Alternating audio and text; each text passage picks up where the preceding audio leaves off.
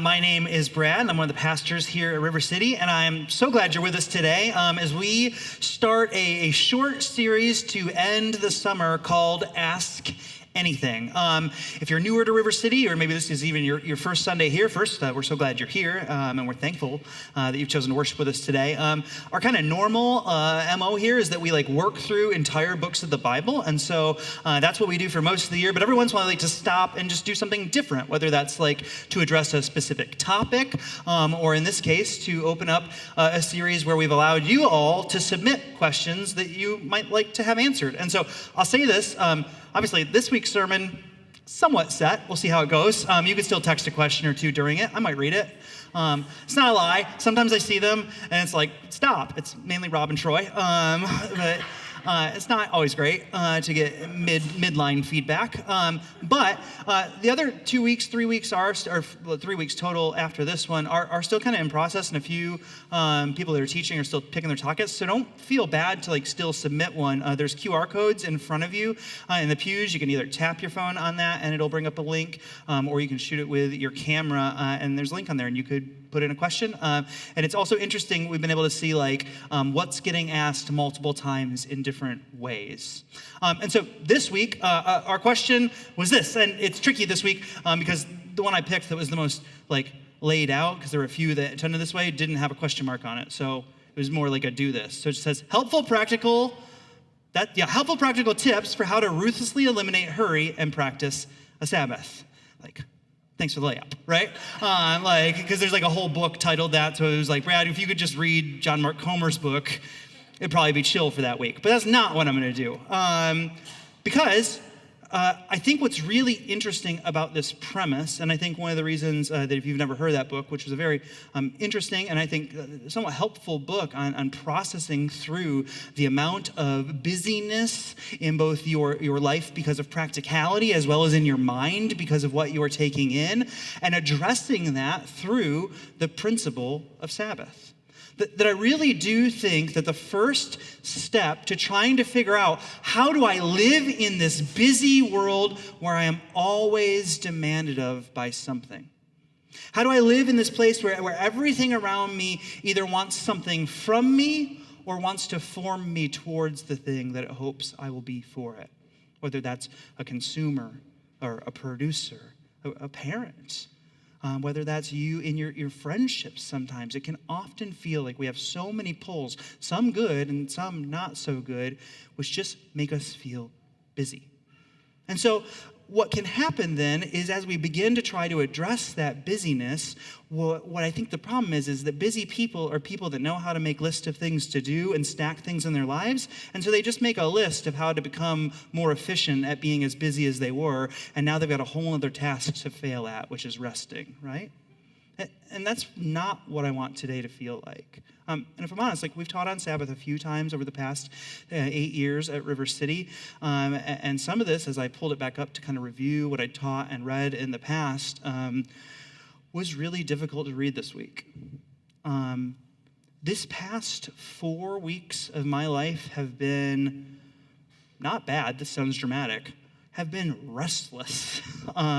We've been in this middle of the season of the summer where I usually take a few weeks off from teaching.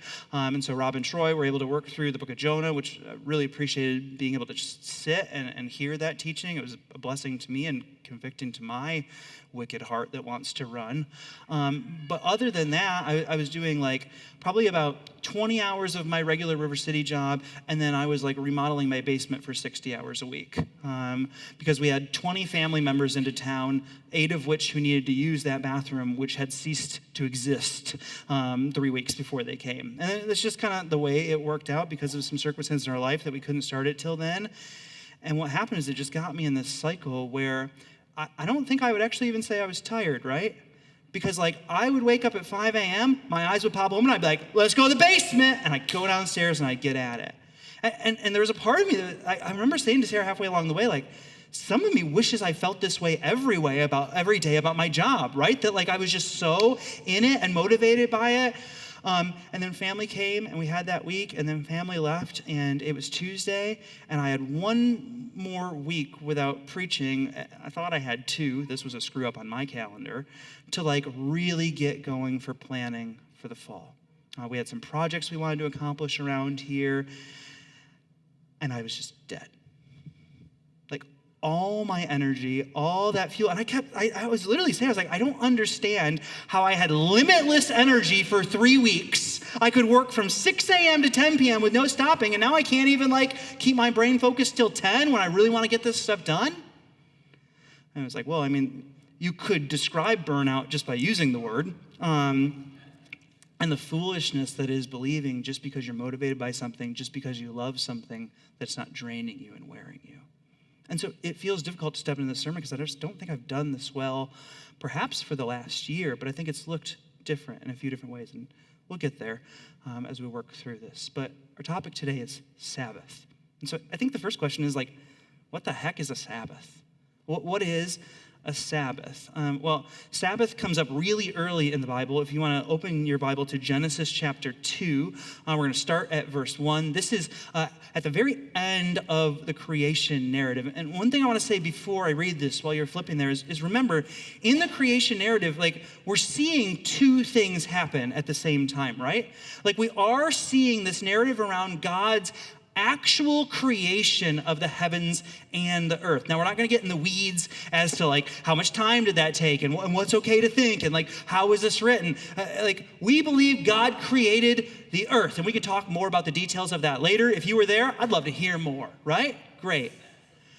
God is explaining to you how he physically created the earth, but I think what we miss in Genesis chapters 1 and 2 is he is also defining the purposes of those things. And so God creates light, right? Like God says, let there be light, and there is light. But it's not until later where God defines the purposes of the sun and the moon and the stars in the sky to mark those days and nights. God creates mankind, but it's not until we see God speak into mankind and tell them what their purpose is. To image God, to thrive and to fulfill and to bless the earth with their offspring. He says, go, be productive, multiply. God not only establishes the things of the earth, but what they are about. And so in Genesis 2, when he establishes Sabbath, it's tricky because it's not quite as concrete, is it? I'll read it to you here. It says this. So the heavens and the earth and everything in them were completed. And on the seventh day, God had completed his work that he had done, and he rested on the seventh day and declared it holy. For on it he rested from all his work of creation. I don't know, if you were like me when you were a little kid, you're like, oh, God gets sleepy too, right? And actually, I kind of heard people even try and illustrate like this principle here of what God is doing in instituting the Sabbath day of rest, which we will hear defined with that word more clearly in just a moment. What I think happens a little bit is that we look at it and we read that word rest or cease, and we think of it as sleep. But what I want you to do instead is to read this passage, and I'm actually going to read it again because I think that's something we need to do with really familiar passages. And just hear some of the words again, and mainly those like action words of stopping and definition. So the heavens and the earth and everything in them were complete. And on the seventh day, God had completed his work that he had done, and he rested on the seventh day from all his work that he had done. God blessed the seventh day and declared it holy, for on it he rested from all his work of creation. The resting that takes place in Genesis chapter 2 is not out of the fatigue of God. God has limitless energy. The resting that happens in Genesis 2 instead is a purposeful stopping because of completion. What God says is, in 6 days I have created the earth, and I have given every single thing in it a purpose, and today, on the seventh day, I am stopping. And then what does the text say? He blessed that day. Now, that's going to be an important word to remember. That God said that God rested in that he stopped. He rested because he was done and because he had called it good. And then that day which he rested, he blessed. And he called it holy. He said, this is set apart from other things. So what is Sabbath? Well, first of all, it is something that is hardwired into the creation of the world, the need for ceasing. Now, what's this definition that we said was so important here? It's that the Sabbath was blessed. What does this mean? Is that when God stopped working on the Sabbath, when God ceased being productive, in this moment, he blessed it and he said, this practice of stopping, of saying that is enough work and of ceasing and resting is marked by flourishing in the world. That's what it means that he blessed it, is that he declared it a thing that was for the good of all mankind, that it was something that they needed. It was something even we'll see in the laws of the Old Testament that all of creation needed. He illustrates this throughout the Bible as God speaks to us, saying that the fields need rest from their productivity. The animals need rest from being worked too hard. That everything in creation was set up for a need for ceasing. And God has blessed that, meaning that connected to this practice of ceasing is flourishing in some way, shape, or form. Now, be careful. That doesn't mean take next Saturday off and you will be able to run a marathon that next day, right? But that's ridiculous, but that's kind of how we kind of treat these things, right? When we play them is it's an easy thing that if I just believe it, then I flourish, and then you define what flourishing means, right? Instead, this is God telling you that this is a blessed pattern to bless your entire life. And here's a point I want to make right at the onset. I've said it twice already. God didn't cease working because he was tired. And so, if you here today are already checked out because you're like, I love my job, it's not work to me. But this project is really, really important and I gotta keep it moving. Basement. I have kids. How could I possibly stop and rest? The question is not if you want it. The question is not if you need it. It's a command to stop. Not because you're tired even, but because it has been woven into the creation that you need to stop. Now, why? Because God has declared this day, as this passage says, holy. He's made it different. That you have 6 days of the week to labor. You have 6 days of the week to work hard, to think, to read the news, to catch up on your television shows, to get all your shopping done, to do your yard work, to do all these things. You have all this time, and you should work so hard during those 6 days. It is a good and profitable thing to work. But the Sabbath is holy. Now, holy, again, is a tricky word because holy for us perhaps has turned into a word that means pious, right?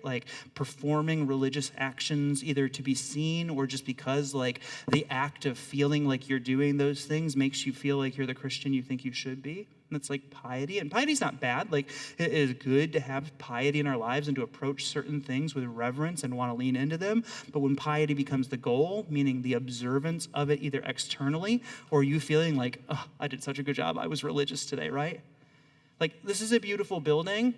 And I never want to take that for granted. And I never want to say hey, we are lucky because there is something about a space like this that to me just makes me want to worship. And buildings like this were built with high ceilings to try and make you think upward because as humans, we are we don't know what's up there, but we know it's bigger than us, right? It's in your soul. But I don't want to ever think I need this space, right? Because the space isn't what defines whether or not I can worship. It's what I believe about what I'm doing in that time, in that place. And so God calls the Sabbath day holy, not pious and not haughty and thinking it's better than other things, but simply in the sense of being set apart and very different. That he has instituted in the very fabric of creation and in you as a human being an innate need to do something different than the way that you toiled for the previous 6 days. Now, it's interesting to me that the most robust and verbose definitions of Sabbath, how to practice it and how not to practice it, anyone take a guess? What book do they come in? The book of Exodus, right? And it wasn't really until I was like, honestly, some of it was this morning that I was really starting to lean into this and like think about this more. Like, what an interesting time for God to come to his people and say, you guys aren't resting enough. Because it's right after they were slaves, right? It's right after the Jewish people built the pyramids and were beaten to the bone that they would construct for Egypt and be used in this way. And then they're taken out of that place. They are freed from captivity. And as they go into the desert and they start this journey to the promised land where they will wander through the desert for 40 years, God says to them, it is really, really important that you take a day for rest. That's an odd thing to tell a group of people, one, that were just slaves, and two, that are wandering the desert and trying to get to someplace, to say, hey, there's a day where you need to stop. There's a day when you need to not save up your food. It's interesting that it comes in Exodus, and so think about that in your time period as we read this. Exodus 20, verse 8 is where we'll start. Remember the Sabbath day and keep it holy. You are to labor 6 days and do all your work, but on the seventh day, it is a Sabbath to the Lord your God. You must not do any work, you, your son, or your daughter, or your male, or your female servant. My kids love that, like, he was specific, right? Because you're like, well, that's fine, I don't got to do any work. Michael, load up the mower, right? No, not you, not your son, not your daughter, not your male servant, not your female servant, not your livestock, or a resident alien who is within your city gates. For the Lord has made the heavens and the earth and the sea and everything in them in 6 days. And then he rested on the seventh day. Therefore, the Lord blessed the Sabbath day and declared it holy. Now, obviously, Exodus wants you to remember Genesis 2. Like, that's why it's being quoted again here. The author of Exodus wants the people to remember that as they think about this time where Israel was wandering, that God needed to renew in them this desire and this command to observe Sabbath. This passage comes and then God further defines Sabbath as then he enshrines it as a piece of those 10 commandments that we've all, if we were a kid in the church, were like told to memorize, right? God establishes the Sabbath day and he calls it holy. But the question was this: what does that mean?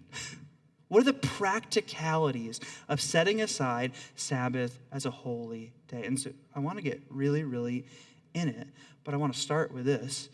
Sabbath is a day to the Lord. Now, that phrase is really interesting because to the Lord, when I first read it, I'm really tempted to then go, okay, so it's for God, it's not even about me, right? Like Sabbath, therefore, if I read that wrongly, I read that and I think Sabbath is one of these many things that I have to do because God wants it from me, right? And if you're like an American and you're productivity minded, you're like, it's really weird that God, who works really hard, wants me to work less hard. And like, it almost starts to rub against even some of our cultural values of like what it means to be productive and good, even what rest actually is. And so it feels like maybe a rub against what you want when you read this and you're like, this is to the Lord. Now, we heard it earlier. Jesus in Mark 2 is very clear, and we'll read it again in a moment, where he says, no. Like, the Sabbath was made for man. And so how do we reconcile these two things? In this, is that two is that directional piece is very important. The Sabbath is for you. God instituted the Sabbath in creation as a blessing to you, as something to add to your flourishing. And then the beauty of it is that you get to rest to God, right? And you're not excited, right? Like, let's try it again. You get to sleep in, and it's as good as a song you sang at church, okay? Like, what? That's pretty good. You guys are, man, no excitement today. Ridiculous, right? I think we're bad at like putting worship in a box. I mean, it's really difficult. Like, we obviously come here and we are worshiping together, and like it makes sense that we call the songs worship songs, and it makes sense that then we sort in that. And we're like, this is when we do worship. And you don't need a lesson from the early 2000s on everything being worship and all this stuff. Like, you know these principles, you probably heard them or you can infer them. But I need to say it to you like this: it is very, very beautiful that the thing that God wants you to do towards him, the thing that he wants you to offer him, is your rest and your joy.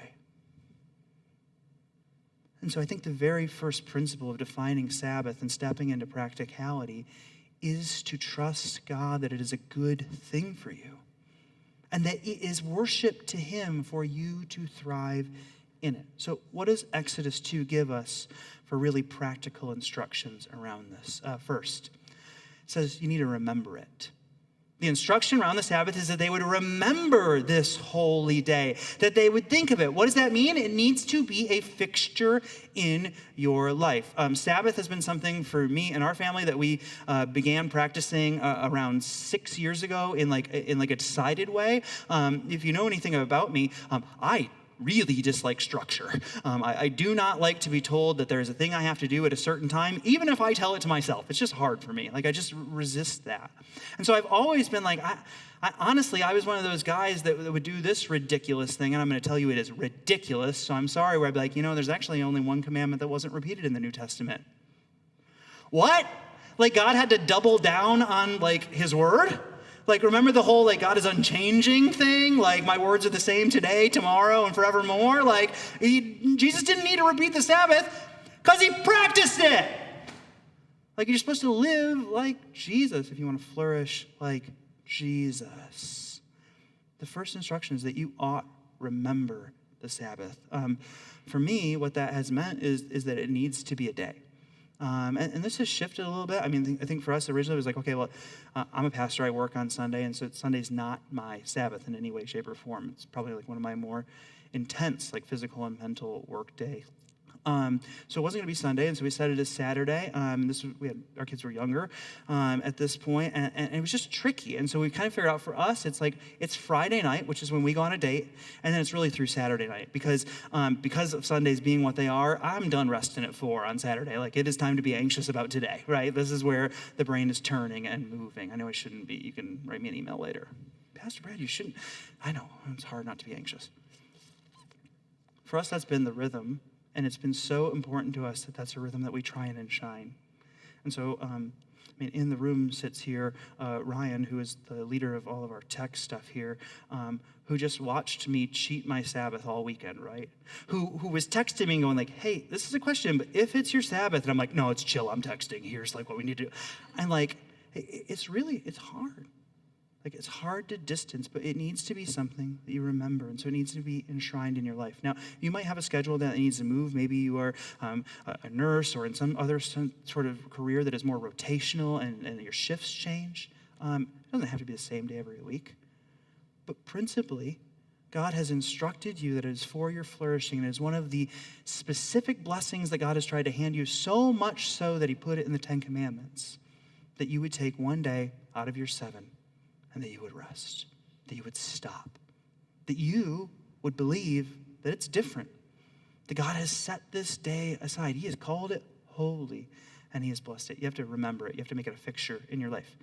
It's all fine and dandy to remember the Sabbath, but the second thing you have to do, as we see in this passage, is you have to plan it, right? He says, remember it, and then as you approach the Sabbath, he tells these wanderers in the desert, you're going to have to get ready for this. Because you're not supposed to keep producing. You're not supposed to keep working. You're not supposed to even keep intaking, right? The instructions around Sabbath in Exodus 20 really get parsed out because it becomes clear that this is not just about me resting. This is about me offering creation rest.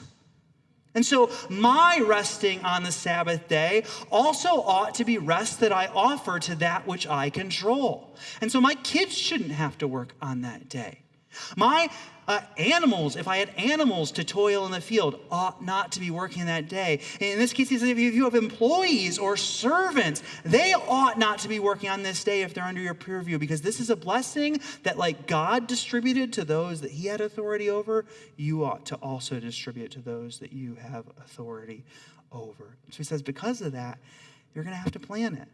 Because Sabbath can't just mean, guys, that your wife watches the kids while you play FIFA and eat pizza rolls, right?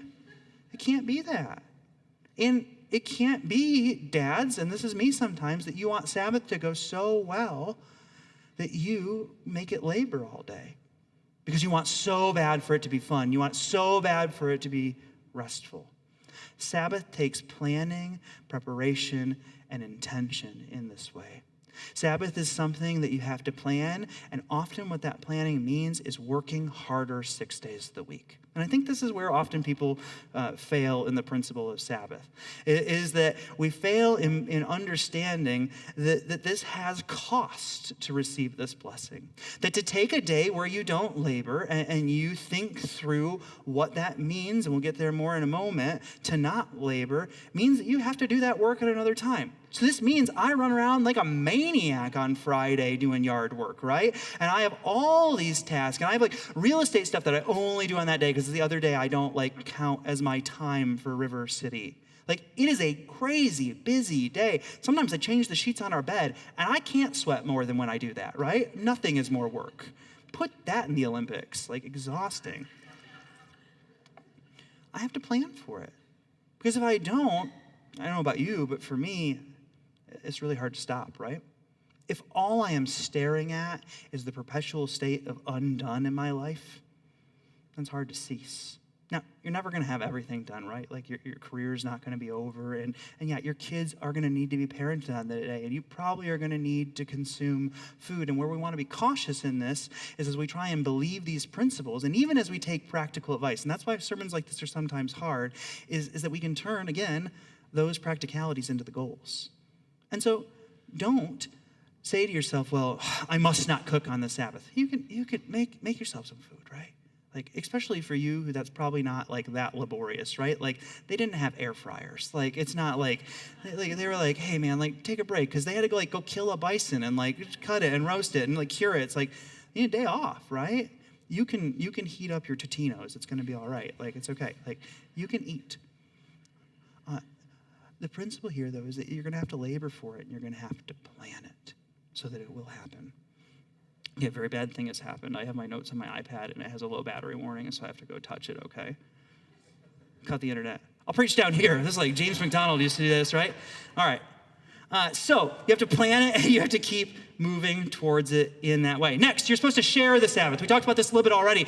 Anything in your purview as a believer is that which you are supposed to offer the Sabbath to. And so you're supposed to think about how that impacts the world around you. Now, I'm going to leave some of this open to your own conviction and understanding of how you want to apply this. There are people that make a decision that they're not going to do any commerce on the Sabbath. And because of the society that commands were written into, that was written into the Jewish life, because it was not just a people, but it was also a governance. They were like a monotheistic governance that was leading them, so they could say, hey, everything's closed and you can't go transact, and don't you dare let somebody else go transact, and they could declare it the same day.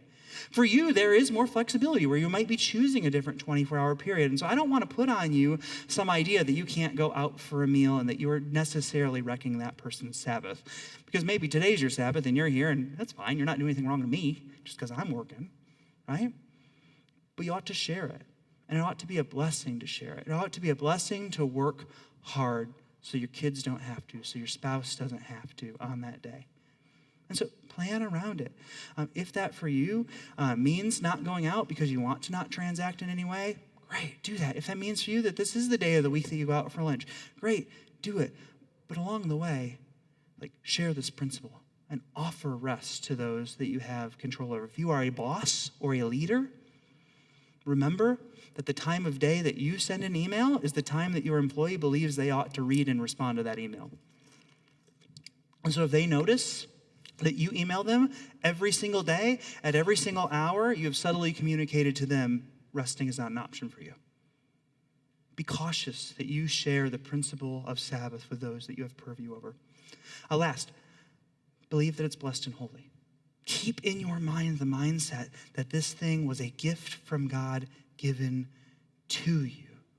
Which is what Jesus tries to explain, because for thousands and thousands of years of trying to practice Sabbath, the Jewish people struggled with how to make rules around this because it was ingrained in their society, because it was a part of their law, the Sabbath, their actual functioning. They began to build rules around it, and things got really distracted because they were trying to split hairs over whether or not people were Sabbathing right. They got so fixed in particular on the concept of work, right? And what was work? And so you've probably heard some of this, and I do not want, like, please don't hear this as like mocking or anything like that. But you've heard probably, like, even today, like refrigerators which have a Sabbath mode on them, or stoves which have a Sabbath mode, out of a belief that like sparking a flame was something you ought not to do on the Sabbath. And so there's still things produced for people that practice their religion in that way as Jews, so that they can prevent that. And so what Jesus steps in here to do is say, hey, you have focused on nothing but this one instruction, and you've completely missed the principle. And so we'll read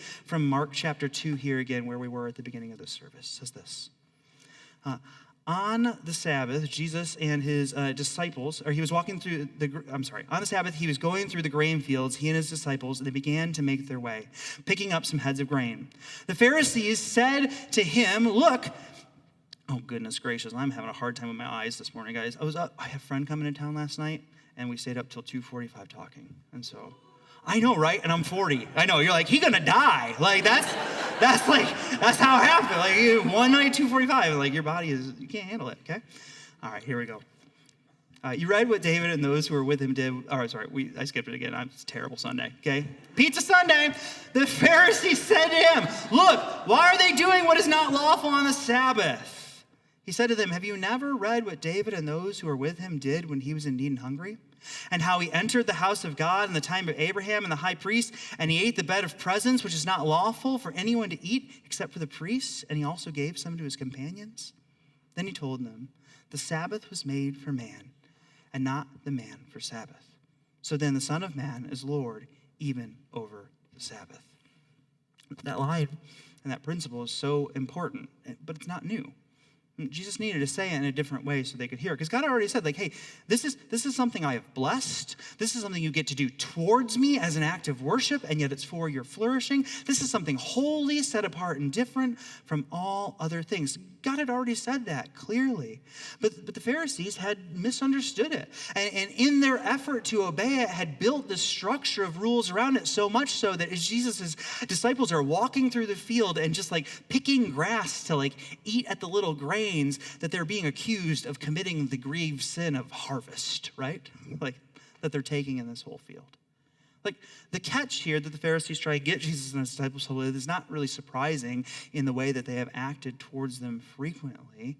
But Jesus doesn't stop really to argue the principle of what is work on the Sabbath. Instead, he says, hey, you've misunderstood the point of this. So he gives this illustration of bread in the temple, which was forbidden for eating, but how David and his men needed a meal and they ate it. And he says, like, you don't see that as sin. You see that as a necessity. You see this as given to them as a blessing. In the same way, the Sabbath is not a requirement for you to worry about. It is a blessing for you to embrace. The Sabbath was made for people. Jesus says that the Sabbath had for them been turned into chains, right? Been turned into rules which held them down. He uses this story to illustrate to them something different. So the Sabbath is towards God, and therefore our actions on the Sabbath, not only for our joy, are not only for our good, but are for us to worship. I think about this as a day that's like, it's like a watch me mom, watch me dad kind of day, right? It's like the day where you actually can do that, where your kid's doing another stupid flip that you don't care about, and you look at it and you pay attention to it and you delight in it. And what I think is beautiful about Sabbath is it's a day where you ought to be able to do that, and it's a day where I think that's how God feels about you. That on the Sabbath, God delights in watching you rest. God delights in seeing you filled with joy and stopping the toil. How do we draw lines around the Sabbath and what we ought to do then? How do we bring this into practicality? I think, for me, filter questions are really helpful. So I think I want to ask 3 questions of myself on the Sabbath. We've chosen, just because I like candles, to like light a Sabbath candle every Sunday or every Saturday morning, and I often will ask, like, hey, what are the 3 things that we're supposed to be doing today? So the 3 questions are this: Is this rest? Is this true rest? Is this worship? And does this bring me joy? And the goal on the Sabbath truly is that almost everything you do, you can say yes about to those 3 questions. And that's the most beautiful thing I can think of. That you get to be at rest. And so the first question is this true rest? Avoid the pitfall of what we might call the fool's day off. Someone else has coined the phrase, but there's a swear in it, and I've done enough wrong today, so I won't use it up here. Avoid the pitfalls of a fool's Sabbath. What is a fool's Sabbath? Well, a fool's Sabbath is a day that you are off work and you work harder than you've ever worked in your life, right? You budget, you pay every single bill, you mow every single blade of grass, you dust everything in your home. And I know there's a bunch of you like, I like budgeting, I like lawn work, I like dusting. Cool, you can have that be a part of your Sabbath. Most of us don't. You're a freak, okay? Move on, all right? You need to be cautious on this day that you don't see the opportunity to rest as just an opportunity to labor differently. Now, I know you need that. Oh my goodness, we have 2 days of the weekend in this country most of the time. That's pretty cool, right? Like you can take a day to do that labor when you are off of your job, or you can work it into your week, that you might have this period of rest. And so you're trying to find true rest, not fake rest. And so align this with your personality and your needs, right? Do not take this as dogma over like, hey, I can't mow the lawn because that's what Pastor Brand said last week. Like, that's not what I'm saying to you. I love riding my lawnmower. It's a Toro time cutter. I know. Like these prosperity gospel preachers and their mowers. Cancel me, I dare you. 42-inch, that's right. It's a big, bad mower. Align it with your personality. If you love to cook, great, have a day to cook and take joy in it. Also align it with your family. Parents, yeah, you still got to keep your kids alive that day, and that's rough because that's hard work, right? So align with this. Like, think about how you and your spouse might share time with this. Think about things that are genuinely joyful. In the Puritan days, they had toys which were known as Sabbath toys, right?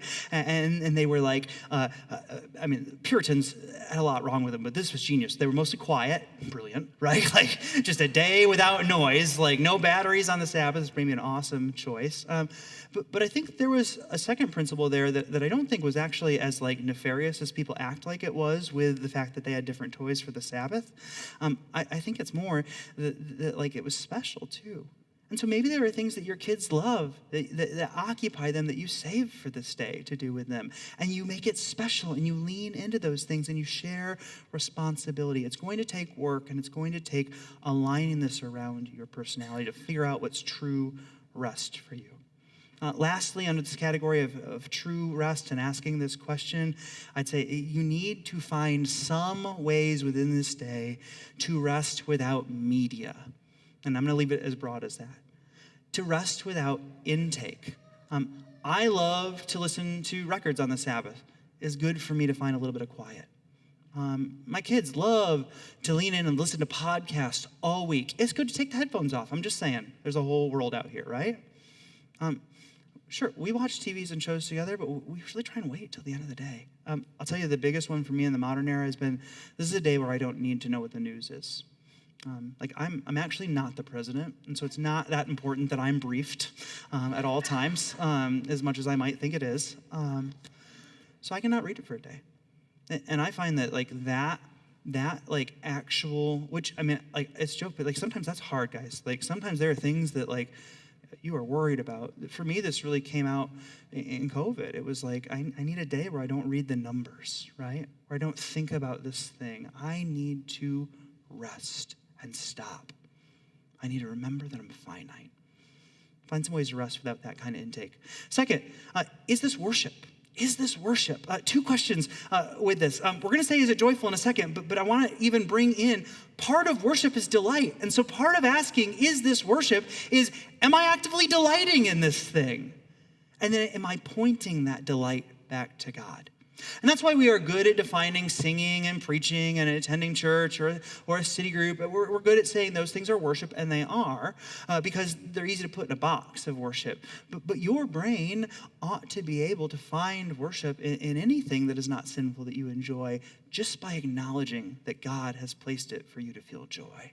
And so ask that question, is this worship? Am I able to worship through this thing? And so that means you probably can't pick it can't be I love the Sabbath because it's when I sin, right? No, just slow down.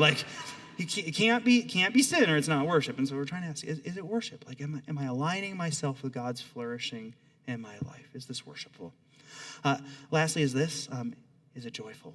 And what a beautiful question to get to ask. I don't think there's really anywhere else in your life, and I don't really think there are many other parts of religious systems where you are demanded to try and experience joy, right? Now, what if it's a sad season? Remember, the word is joy. Sabbath is a day to be settled in what you have and to look at it and to try and arise from your self-gratefulness towards it. Doesn't mean it's not a day where you, if you are grieving, continue to grieve. Doesn't mean those seasons aren't harder. But it's a day to lean into that which feeds your soul and you know is a good gift from God, to find joy. Lastly, as we close, Hebrews chapter 4 tells us that Sabbath is imperative for connection with God. It says this, Hebrews 4. Therefore, a Sabbath rest remains for God's people. For the person who has entered rest has rested from his own works, just as God did from his. Let us then make every effort to enter that rest, so that no one will fall into the same pattern of disobedience. The author of Hebrews in this book is working through this argument of all the ways that God, through Jesus, has brought this fulfillment of both what the Old Testament was proclaiming was going to happen and was setting up the groundwork for to work in this system. And so in this argument, the author is telling them that Jesus has provided through faith to you the ability to enter into a rest which is inconceivable to you. If there is one thing that this world and this country and this time is not, it is rest. It is restful. It is not a restful time. There's just too much bad going on, and we know about too much of it, right? We have both continued to double down on our sin, which we would define as this harmful addiction to failing to image God. We've doubled down on that, and then we've made everyone have access to what's happening because of it. It is hard. It is hard to find rest. And so Sabbath day provides you a piece of that rest, but then the author of Hebrews reminds you that is to point you to the fact that though rest is a struggle in this broken and sinful world, that this rhythm of 6 days of work and then being able to stop and have a day without toil, it's hard because the world is broken. Because the bugs don't stop biting, the grass doesn't stop growing, the field doesn't stop needing tended to, and this is all a result of the fall, right? Without the entry of sin, Sabbath was easy. Just rested. The world is built that way. And so the work of Jesus reminds us and calls us to the fact that God has offered us in Christ a rest which we could never obtain. He has offered us freedom from the sin that burdens us, both that ties us to our punishment and pain, and the sin that affects us in this world and hurts us of no doing of our own. The Sabbath connects us to God by escorting us into a small taste of what final rest looks like. I'll close with this, and this is your takeaway for the week. Not resting is not obeying.